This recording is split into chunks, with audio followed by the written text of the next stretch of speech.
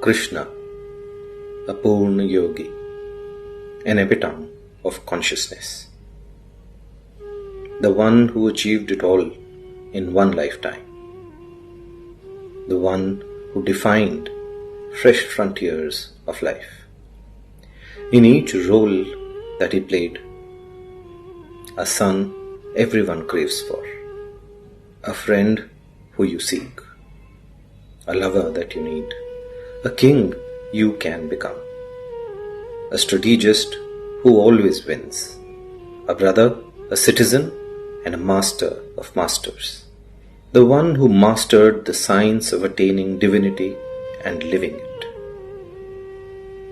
not just with eyes closed, but with eyes open, the one who lived amongst us as one of us, the one who taught us that being divine is a possibility and exploration any less is mediocrity.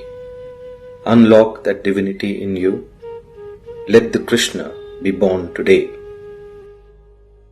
Happy Janmashtami.